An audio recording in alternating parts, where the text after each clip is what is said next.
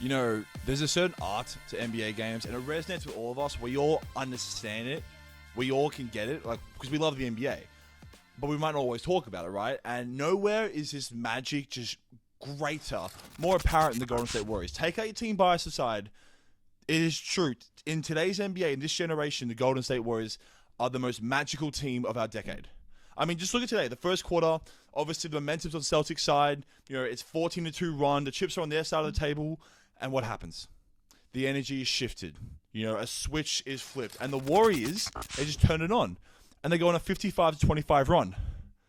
I mean, this is what artists do, right? They force themselves onto you. And they went 21-0, which is the longest run keeping your opponent scoreless in over 50 years of NBA Finals.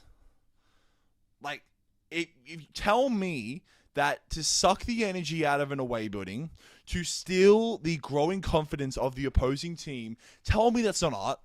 It forces themselves on you, right? And that's the Golden State Warriors. So, yes, we can point to, obviously, the Celtics turning the ball over. How many times can this happen? The Celtics bench just being completely, I would say, non-factors, but it's probably worse than that. Them getting beat on the boards, even though they are the bigger team. And if you look at the game from that very small little pigeonhole, you could just say, yeah, the Celtics, they just fumbled it away, right? It was less about the Warriors' greatness, and the Celtics, they just fumbled the bag. But that wouldn't be true. You would not be being accurate, because the Golden State Warriors, a.k.a. Stephen Curry, was fantastic. Beyond measure. I mean, this series, it killed in the ratings. I believe it was a 30% jump from this NBA Finals to the last NBA Finals with the Bucks and Heat. And I want to put that on having the most entertaining basketball player alive. Like I said it, Giannis is powerful. LeBron is legendary. KD, he's slick. I don't think anyone holds a torch. I mean, from an objective point of view, to this man, Stephen Curry, just by sheer watchability. Because as the series continued, we saw much more of what Stephen Curry does great, and which is obviously dragging defenses, running off the ball. Let's just take out the shooting aspect for one moment. Just ignore the shooting aspect and how he can be so lethal. He can cut out the heart of a team with a three-pointer. But we all know, as true NBA fans, those three-pointers are worth more than 3 points. So I'm talking about what his presence on the floor does. On the floor creates for everybody, right? Because this is what separates Curry from Tatum. And especially at this point in their careers, because everyone was witness. I mean, we saw this as we continued to watch Curry's greatness. I just think the gap between Jason Tatum and him just grew bigger and bigger. And as such, so did the series. Meaning, a large part of the series was Stephen Curry maintaining it for longer. Remember, this is an offensive league. And Tatum, I don't want to use the word exposed, but his lack of control over a game, especially the pace, especially the offense, especially just knowing when to take over a game and when to play make, was highlighted immensely. It just was. And that's not even a knock on Tatum. This was obviously his coming out party. So, we're not leaving this series with a less appreciation for Jason Tatum. He's still 24 years old. And, these things, they take time. And I'm assured that he will bounce back even greater, especially the very young team they have. But just how the offense was built with Tatum at the focal point, when he would come out and not score, or even worse, come out and not shoot the ball, everything began to collapse around him, pushing him to the spotlight of the criticism.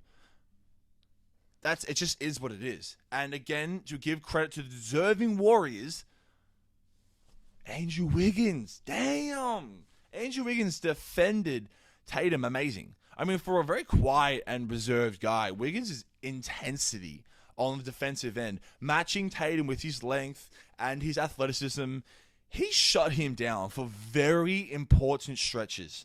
Very important. And now Wiggins' whole career is altered for the greater. I mean, and that's the magic of the finals. Obviously, to win that series, the NBA Finals, everything changes.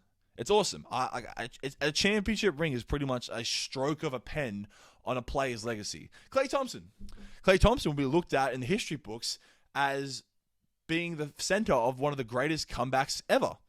for a player, greatest comeback ever. Despite if we all know at the time, he didn't always play very well and is definitely not at the level of his old self. Take Draymond, who is, well, he's always deservingly has been the definition of a winning player. I know I was ripping Draymond a bit, but he is a winning player. He will do everything but shoot the ball.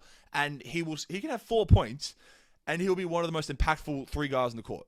And he was today. It was an awesome Draymond Green game. It was a classic Draymond Green game. And he hit a 3 tonight. So, he's feeling it. But, Curry, man, the finals MVP, the championship away from Durant, knowing he has 4 championships now, 1 away from Duncan, now 6 appearances in the finals. Steph was running an art exhibition and everyone was playing basketball because that, at the end of the day, that's who Steph Curry is. He is, we can say Chef Curry, all this stuff. He literally is just a grand magic wizard artist. And I know I mentioned Tatum, but the blame is on everybody for the Celtics as well. The right team won today, which is okay. For being the best defensive team in the league, god damn it, their best defender was a one-legged Robert Williams. Think about that for a second. And I want to quickly just touch on the turnovers real quick. Look, okay, I know the Celtics lack a fundamental point guard. It's one of the most obvious things in the world. And I'm not pretending either that I know more about X's and O's than the coaches or the players or anyone involved in the team, really. But, god damn it. Stop turning the ball over. There are things you can do. There are things you can put in place that prioritizes that. Slow the game down. Keep the ball moving. Don't stand in one spot so you don't get cornered and double teamed. Don't drive to the basket if you're not balanced. I understand not making, huge adjustments so late in a series or doing anything at all that could stunt the aggression. But, this was one of the biggest factors of their loss. No, it was the biggest factor of their losses. They couldn't help themselves from passing the ball over.